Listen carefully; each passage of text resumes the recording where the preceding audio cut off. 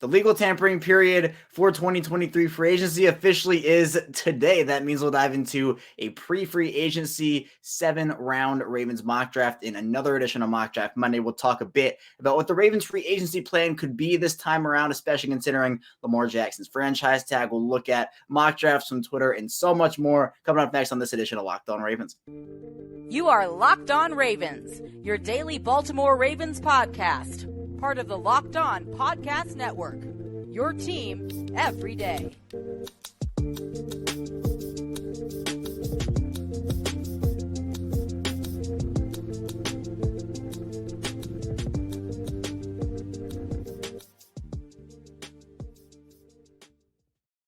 Welcome to another edition of Locked On Ravens, your daily Baltimore Ravens podcast.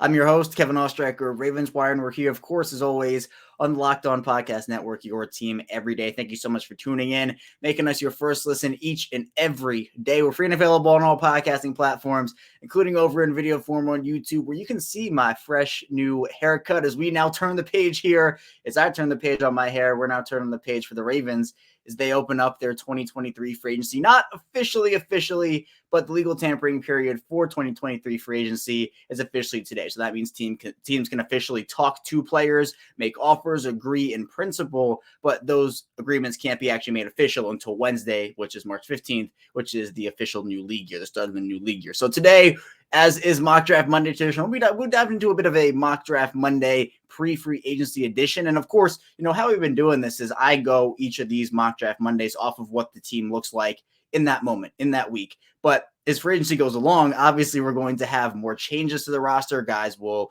come in, guys will go. The Ravens will re-sign people. So needs because of that will change. So if the Ravens sign a wide receiver or sign a cornerback, that could alter that. So this will be the last kind of pre-free agency mock draft, but this is the official one because free agency obviously technically kind of starts today. So we'll do a full 7-round Ravens mock draft in the first segment. Then in the second segment, I do want to kind of dive into what the plan could be for Baltimore this offseason, because the whole Lamar Jackson situation, and I tweeted this out, it's kind of just purged my concept plan for the offseason because it's been so long and there have been so many updates in the not only the Lamar situation, but the offensive coordinator situation where I really haven't had an opportunity. Well, I've kind of tried to sprinkle it in segments here and there, but I really haven't been able to dedicate a ton of full episodes to just wide receiver targets and corner targets and true needs. So I want to do that before free agency, the tampering period kicks off here. We'll do that in the second segment. Then we'll continue that conversation a bit in the third segment, get into some mock drafts from Twitter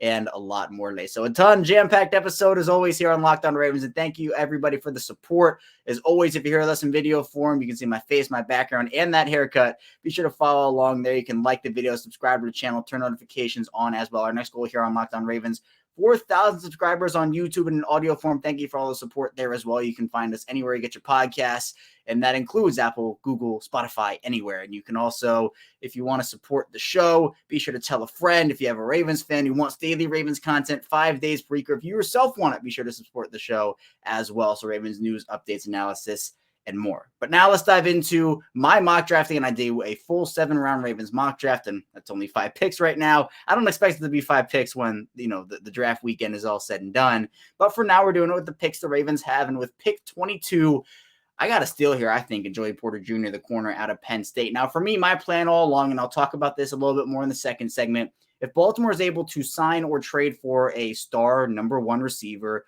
assuming Lamar Jackson stays, or even if they don't, corner for me is the next option in terms of pick, what they could do with this pick. And Joey Porter Jr. to me is almost like the Rashad Bateman of the 2023 class at the corner position, as Bateman was in 2021 to the wide receiver position, where it wasn't expected Bateman to fall, but the Ravens weren't getting a Jamar Chase or a Devonta Smith or a Jalen Waddle. Bateman felt like a guy who wasn't going to fall, but he could.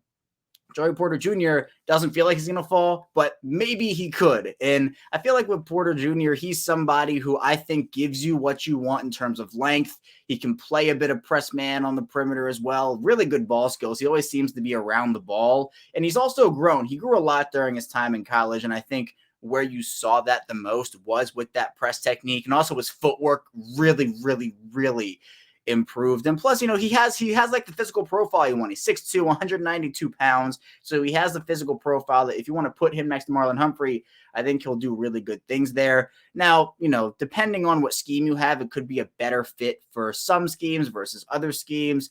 And he also wasn't a great run support defender right now. That can obviously change over the course of an NFL career. But to me, Joey Porter Jr. is one of the premier corner talents in this class. And you can talk about, the Devin Witherspoons and the Christian Gonzalez's of the world. And there are a few others, but there are so many talented corners. Or if you even go to the Deonte Banks and the Cam Smiths, and, I'm leaving out guys too, because there are just so many first, second-ish round talents where you could borderline call them first-round talents. I think Joey Porter Jr. will squarely fall in the first round. I think he won't be there at 22. I think some team will pick him.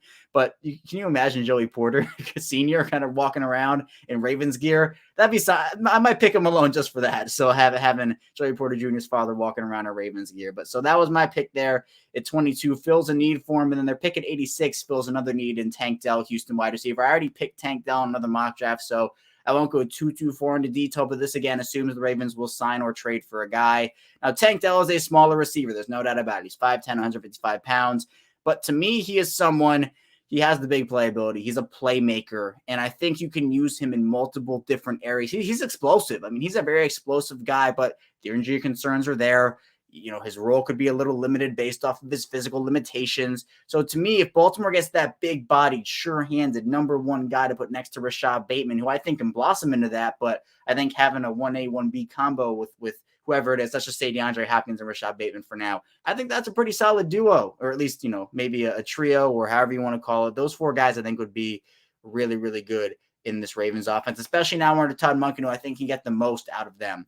Then at number 125, round 4, Kendre Miller, the TCU running back, is the pick. Now, some people I know might be saying, a running back? You kidding? Like J.K. Dobbins, and they restructured Gus Edwards. And I hear you. Don't worry. I definitely understand. My thought process, though, is J.K. Dobbins in the last year of his deal. We'll see if the Ravens pay him. We'll see the year he has. I expect a big contract year personally from J.K. Dobbins. And if that's the case, does Baltimore pay J.K. Dobbins what he's worth? And I don't know, and that all depends on, I think, the Lamar Jackson situation. It all ties back there. But Kendre Miller to me is somebody who he has really good body control. He's able to balance out really well too, contact balance. He's just a running back too. Like he has instincts for the position, and his vision is really, really well. And he also has some open field ability too. And he also can have good acceleration at times in the open field. He's able to cut very well, sees the field with that vision. Now, the explosiveness and elusiveness at times cannot be there. Also is not a great pass blocking guy / pass catching guy. So in the pass game, he can definitely improve there. But I just think to have a solid number 3 guy, depending on what happens with Justice Hill, I think you definitely want to try to re-sign Justice Hill if you're Baltimore. But to be a guy that's 5'11", 215 pounds, I think he can give you, I mean, this is a guy that for TCU had almost 1,400 yards rushing, 17 rushing touchdowns in 2022, and obviously helped TCU get to the national championship. Obviously, it didn't go super well against Todd Monken and that Georgia team, but I still think he could be just a solid depth piece who, if you don't re-sign a Justice Hill, can come in and maybe contribute. And again, these mid-round running backs I think are very, very talented in this draft. There are a couple of them, and I think Kendre Miller is definitely one. Then Yasir Abdullah, the Louisville edge, is the guy for me at 159. This is one of my guys. Like I think if Yasir Abdullah went to the Ravens, I'd be very, very happy. He's somebody, again, I picked him in another mock draft, so I won't go too in depth about him, but pretty much he's a pass rushing guy. He's had production over the course of his college career, ended up having 9.5 sacks during his last season in 2022. Before that in 2021, had 10 sacks. He's very agile, especially laterally, and he's very fast in terms of closing in. He has very good speed in terms of pursuit closing speed. Now, his size, again, not typical edge size maybe that you want. He's 6'1", 235, so I guess a bit on the smaller side there. But he's also is a very good run defender, and that's where that closing speed comes into effect. He's a high effort guy, a high motor guy, good on getting leverage on offensive linemen. The Ravens don't need to invest a super high pick in an edge guy, but I think adding one more young guy to the mix would not hurt, especially depending, again, on what happens with Jason Pierre-Paul, what happens with Justin Houston. So that, to me, I think is a solid overall pick there. It's just a swing guy. You can take a swing on him and see if it works. And then round 6, 200, Ronnie Bell, the wide receiver from Michigan, is my pick. So I doubled down here on wide receiver. And Ronnie Bell's a very strong route runner. He also is very good after catching the football, run after the catch also. Football IQ, is a very smart football player. I think needs to improve his route tree a little bit. His release package also isn't necessarily wonderful. Isn't great in contested catch situations either. He's 6 feet, 192 pounds. So with Tank Dell and Ronnie Bell, definitely, two smaller-ish wide receivers instead of having like a 6'2 or 6'3 guy. But again, this is in a situation where the Ravens do get a big-bodied star guy, I think that those two would be complements. And plus, you could maybe add another veteran, bring back Demarcus Robinson, sign another one of those guys as well, maybe a DJ Chark. So I think this draft overall hit a lot of holes very hard. I think it's solid overall, double down wide receiver. You get the star corner in the first round, add depth that sneaky needs, such as running back and edge. And coming up, we'll be talking about what the Ravens free agency plan could be as the legal tampering period again begins today, 12 p.m. Eastern time. So plenty more to talk about here on Locked On Ravens. But first, this episode is brought to you by Ultimate Football GM. And you've heard me talk about this mobile game app. And if you've ever thought you'd make a good GM, you have to give this game a try. It's really not as easy as you might think to create a dynasty. And when you play Ultimate Football GM, you get to control and manage every strategic aspect of your team as you play through seasons and lead your team to glory, trying to build a historic dynasty. And it really is such a fun and immersive game as well. You have to make a ton of decisions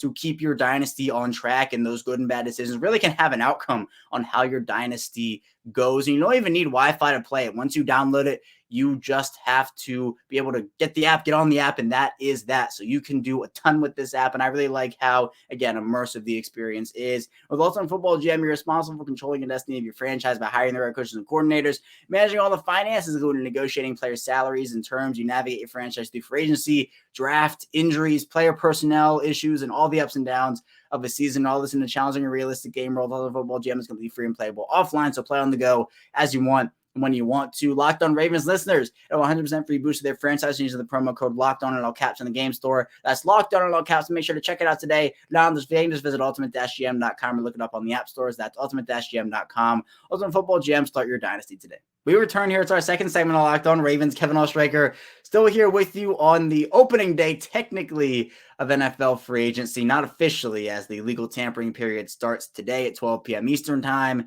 But of course, those deals can't become official until the new league year starts on Wednesday, which will be March 15th. So we'll start to see these deals trickle it in, probably more than trickling. They'll end up coming out really, really fast here over the course of the next couple of days as we lead into that new league year. But I do want to kind of talk about what the Ravens plan could be here. Again, the Lamar Jackson situation has kind of turned my content plans on my head, and I couldn't get out what I wanted in terms of dedicating full episodes to positions, dedicating full episodes to needs, because it's been, well, Lamar Jackson here, and then you got an offensive coordinator update there. So there's just been so much that's been going on here with the Ravens and Lamar Jackson. So in terms of what their actual plan could be, because we've kind of outlined here over the course of these mock draft Mondays, the Ravens' two biggest needs, the needs that, I'm circling in red, I'm highlighting them, they're corner and wide receiver. I mean, that's just what it is.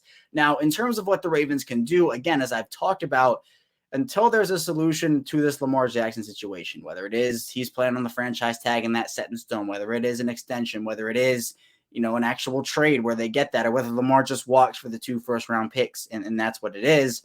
Baltimore, I think, is going to be, they're going to have their hands tied behind their back. I wouldn't expect too much activity from the Ravens over the course of this period here, especially as they, again, try to get under the cap by the new league year. They'll continue, I think, to restructure guys and figure out who they need, who they might want to cut. Maybe there's a trade here or there.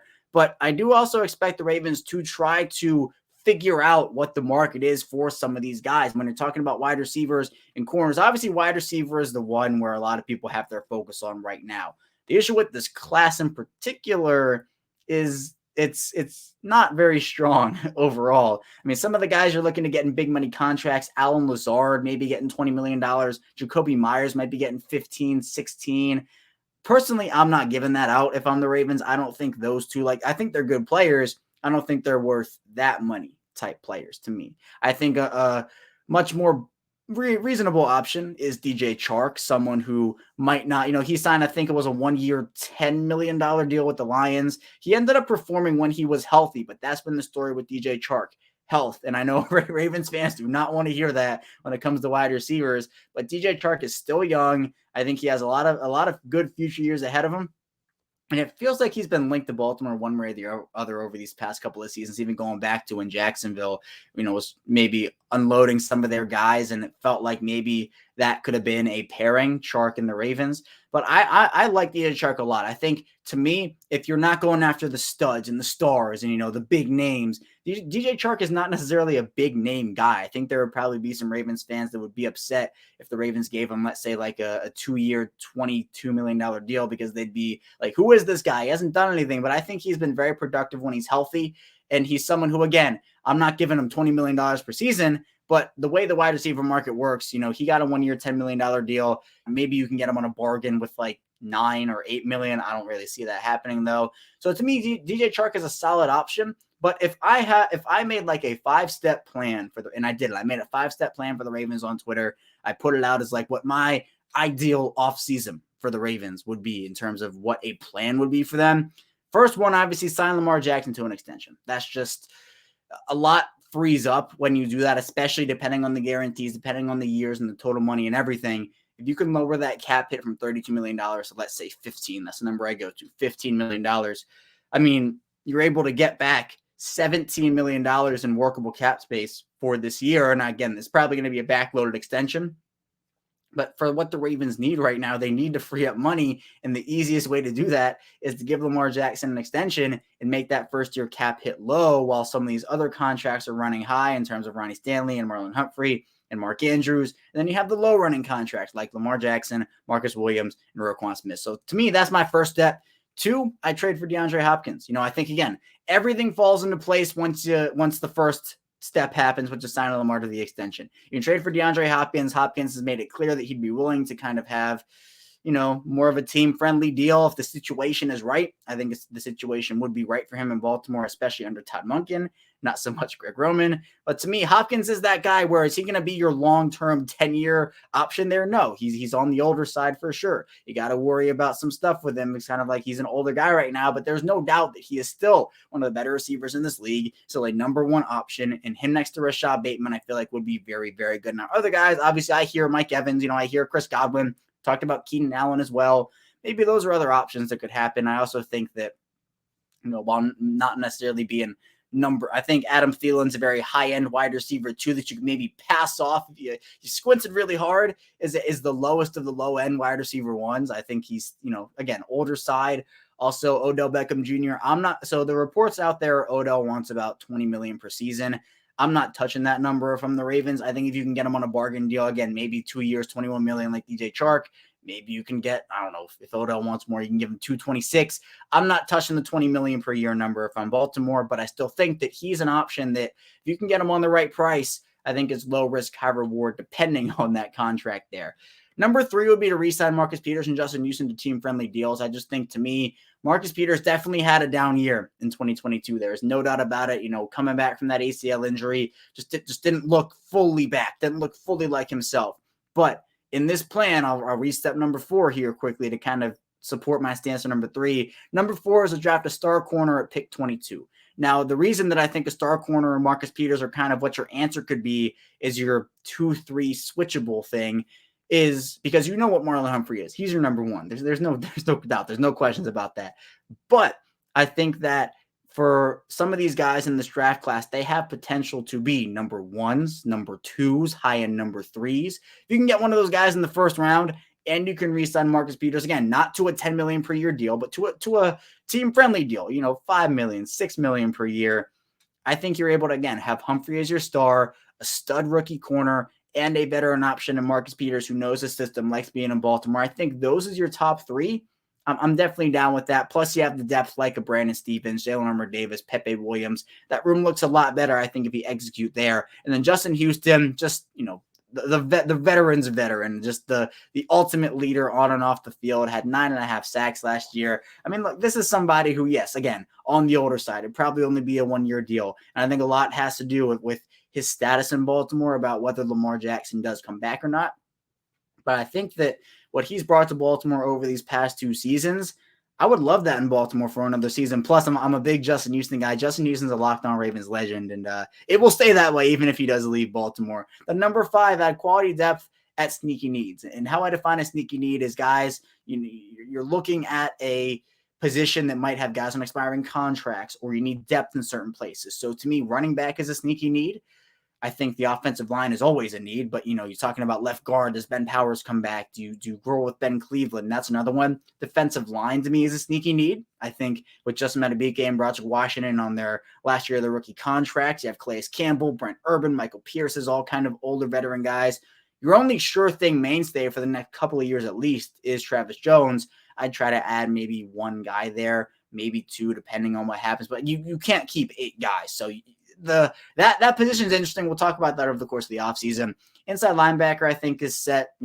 Edge, I think they have to add some depth, even if Justin Hughes comes back, maybe one other guy there. Corner, again, I talked about that. That's a big need. And then safety, I think, as well, with the departure of Chuck Clark, you got to add something there. Do you bring back Geno Stone? So a lot of things to talk about for this Ravens team. I think the corner class, you have the James Bradberrys of the world and Jamel Dean, you can maybe look to add if you want to. But the free agency class, we just saw Jalen Ramsey get traded to the Dolphins for a third and Hunter Long. That could have been something the Ravens did for, a third and Isaiah Likely, but they just don't have the cap to take on that deal. So the Ravens, again, as long as this Lamar Jackson situation is still outstanding, as long as there's still not a clear and concise and absolute 100% confirmed resolution, I just don't see how the Ravens become super, super aggressive players in free agency unless they really have this plan thought out. Maybe they do, maybe they do, but we just have to wait and see here as those deals roll in. But coming up in our final segment, we'll continue talking a bit about free agency as well, and then dive into mock drafts from Twitter. But be sure to stay tuned, so lots to dive into on the show.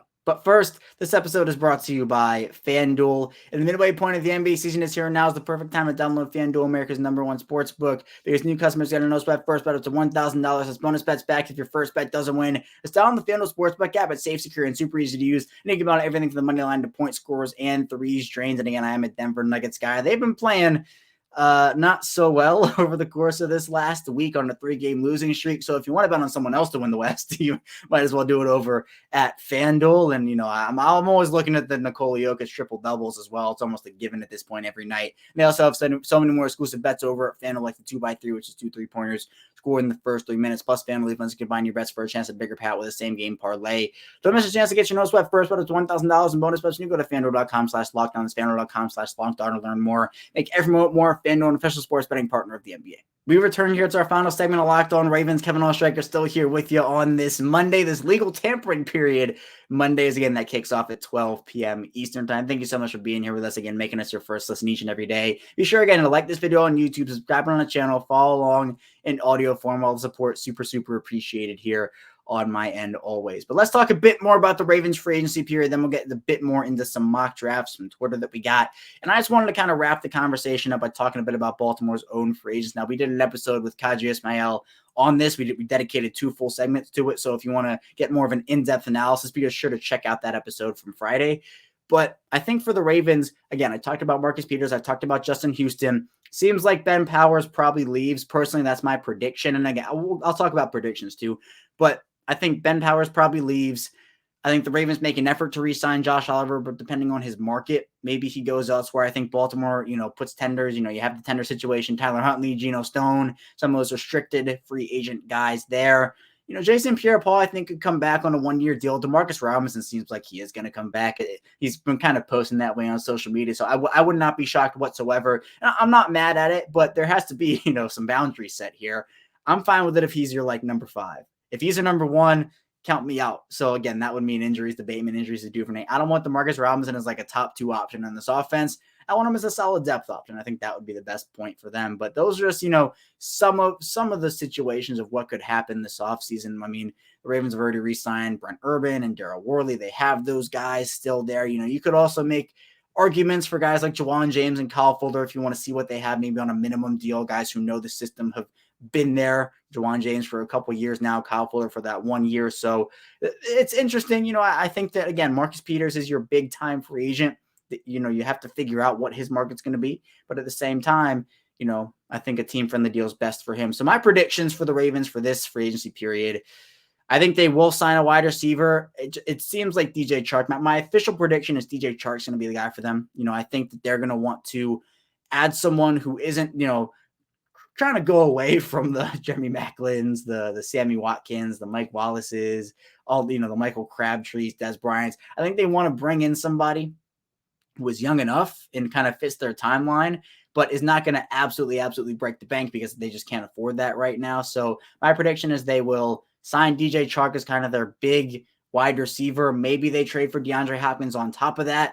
But again, until you get a solution with this, and I'm operating all this based off the fact that there's not a Lamar Jackson solution right now, because I could go on to like 5 different tangents about what they could do or couldn't do. And I've done that in previous episodes. But I think to me, the guy who just is linked, it feels like it's going to maybe happen is DJ Chark. And no like official word on that from me, but like, I don't know. It just feels like that's what's going to happen. I just feel like DJ Chark is going to be the guy for Baltimore. And I'd be fine. I'd be totally 100% okay with it. I think the Ravens might look to add a safety, not like on the Marcus Williams deal, but maybe a veteran-ish type safety. But maybe they also trust, Stone in that role. I wouldn't put it past him there. I think Justice Hill also, the Ravens could re-sign. That could be somebody. But I think these first couple of days, especially as this Lamar situation drags out, is going to be more about retaining some of their own guys, maybe signing 1 or 2 players like what happened. And I want to remind everybody, because again, I want to make this show both for those who were watching before and those who were watching after. So you can say, oh, he was so wrong about DJ. He was so wrong about it. Or he was right. I could be right about it too, by the way. I'm right sometimes. But at the same time, we look back to last offseason, the Ravens did nothing on the first day. There was nothing, absolutely zero. I remember it clearly because everybody was talking about it. The Ravens did nothing. I just don't see how the Ravens can be aggressive right now, like super uber duper aggressive, because the second day the Ravens were super duper uber aggressive and signed Marcus Williams and Morgan Moses and like that. And technically Zadarius Smith, but the whole thing was that was their day. I don't know what I'm expecting today. I'm not expecting a whole lot. Maybe the Ravens, just blow things out of the water and just make a huge splash move. I think that'd be great. It'd be awesome. It'd be great content for the channel. But, I have to keep expectations in check and realistically in check for what the Ravens situation is right now. And the fact of the matter is they're still not under the cap. So committing a $15 million per year deal, $20 million per year deal to someone else, this doesn't feel uber realistic to me at this time. I hope I'm wrong. I really, really, really hope I'm wrong. But those are my predictions, where the Ravens won't be super aggressive on the first couple of days here. It might not be aggressive at all until the Ravens figure out what is going on with Lamar Jackson. But let's get into a couple of mock drafts on Twitter. I do want to dive into that conversation a little bit. We got, again, a ton of responses here. And again, thank you for all these responses. I looked through everyone. I'm not sure how many I'm going to have the time to actually go through this week because of the fact that we do have a free agency period here coming up, but I'll get to as many as I can. So let's start off here with Be More Finest, who has the Ravens taking Jalen Hyatt, the wide receiver from Tennessee, at number 22. Riley Moss, the corner from Iowa, the pick at 86. Jacorian Bennett, the Maryland corner, at 124. Jonathan Mingo, the wide receiver from Ole Miss, at 150. And Cam Jones, linebacker from Indiana, at 199. Now, Hyatt's interesting. Hyatt's a very big risk to me. Personally, I just don't know how his game's going to translate over. I actually like the Jonathan Mingo pick a little better. Not that I'd like flip-flop the two, but I feel more confident in the Mingo pick right now. I think Mingo's going to rise up draft boards. I mean, Jacorian Bennett, I like that pick. Riley Moss, too, doubling down wide receiver, doubling down corner-wise, and getting the linebacker depth there in Cam Jones. So I like the premise. I think Jalen Hyatt, though, I don't know who was available, but I'd much rather have a guy like Jackson Smith-Njigba or Zay Flowers or Jordan Addison. There are a couple others. I mean, Hyatt to me, I think is an early second round prospect. I think this would be a tad bit of a reach for the Ravens. If the Ravens were to trade down and take him at like 30, I'd be more confident in this, but I just think Hyatt's a super big risk personally. I think he's talented. Like, don't get me wrong. I think he's going to be a solid player. I just don't know if the game translates over as smoothly as some people want here, but still, I think a solid mock draft, solid premise here from Be More Finest. Then we'll take a look at a mock draft from Tusay, who has the Ravens taking Jackson Smith-Njigba, the wide receiver from Ohio State, at 22. Garrett Williams, the corner from Syracuse, at 86. Isaiah McGuire, the Missouri edge, at 125. Moro Ojomo, the defensive lineman, at 158. And Trevor Reed, the tackle from Louisville, at number 199. And yeah, I mean, Jackson Smith-Njigba is someone who I really, really, really like. I think he's going to be able to he to me translates over very well. I think you can play him in a lot of different roles. I think he'd be a perfect running mate for Lamar Jackson. Garrett Williams, another guy who I think he has late second, early third round value. So to get him at number 86 is a steal. Then you have the edge, the defensive line, the tackle depth. Again, adding depth at sneaky needs. I like that here. So I give this a solid A minus here from Tusay. Then we have a mock draft from Mark Davis, who has Baltimore taking Zay Flowers, the wide receiver from Boston College at 22, Garrett Williams, Syracuse corner at 86, Corian Bennett, Maryland corner at 125, Dwayne McBride, UAB running back at 158, and Stenson Bennett, there he is, Georgia quarterback at 199, the Todd Monken special. Yeah, I like Zay Flowers a lot. I think he will be, if he's the fit for Baltimore, not going to be mad at that. Garrett Williams, Corian Bennett, a very solid mid-round corner duo. And you get Dwayne McBride, who I think is a solid running back option. You can take a swing on a guy like that in the late rounds. Stenson Bennett, too, feels like a Raven at this point. Like, you might as well just pencil it in with Todd Monken. Who knows? We'll see what happens. We'll also do a couple trade ones. So we have one from Stone here. Deonte Banks, corner from Maryland at 22, Eli Ricks, Alabama corner at 86, Tank Dell, wide receiver from Houston at 96, and the Ravens got that pick by trading a 2025 round 2 for DeAndre Hopkins and 96. Jonathan Mingo, Mississippi wideout at 125, Colby Wooden, Auburn edge at 158, and Stenson Bennett, there he is, a quarterback at 199. Deonte Banks, Eli Ricks, really, really great 1-2 duo at corner. Tank Dell, I think, and this is what I'm talking about, I think Tank Dell is a guy that if you pair with DeAndre Hopkins, like if that's who you're bringing in, plus Jonathan Mingo, who I really, really like as a sleeper, round 2 in 2025, you're kind of pushing it down the line a little bit, but if that's what it takes, plus you get the 3rd round pick on top of it, I don't hate the value, especially if you're getting 96 with that, again, number 1 wide receiver in DeAndre Hopkins. So I like this mock draft a lot here from Stone. And then finally, we'll do one more trade one. We'll do one from, we'll do it from Scott Meyer, who has the Ravens trading down DeAndre Hopkins. This is the DeAndre Hopkins trend. DeAndre Hopkins, 34th pick, 66th pick, and 96th pick for the 22nd overall pick in a round 2 in 2024. Okay, I think maybe it's maybe a little bit of an overpay depending on, I think, it's right in the middle. I think it's right in the middle, depending on what you value. If you value the 1st round picks, I think, maybe that might be an overpay for you, but if you're content with getting back the 2nd plus 2/3 in DeAndre Hopkins, maybe you're okay with giving up the 1st and the 2nd. But Josh Downs of North Carolina, wideouts pick at 34, Garrett Williams, Syracuse corner at 66, Carl Brooks, Bowling Green edge at 86, Nathaniel Dell, Houston wide receiver at 96, Travius Hodges-Tomlinson, TCU corner at 125, Corian Bennett, Maryland corner at 158, Eric Gray, Oklahoma running back at 199. So you're ending this draft here with Josh Downs, Tank Dell, DeAndre Hopkins is your wideout haul. I like that. You get Garrett Williams and Travarius Hodges-Tomlinson, Corian Bennett. So 3 corners there. A lot of, maybe 3 corners might be one too many. I mean, I like all the guys, but maybe they might not have enough room. But again, I think it all comes down to the trade. Might be an overpay in terms of giving up a 1st and a 2nd for Hopkins, a 2nd, a 3rd, and a 3rd. But again, depends on your viewpoint of that whole thing. But that's all I have for you here today on Locked On Ravens. Thank you so much for tuning in today. And get back here tomorrow. We're talking about everything the Ravens did on the 1st day of the legal tampering period. And if there are any moves that happen, we'll do live streams here to cover them. It'll be a bonus episode of Locked On Ravens. So be sure to stay tuned for that. And I'll see you right back here tomorrow.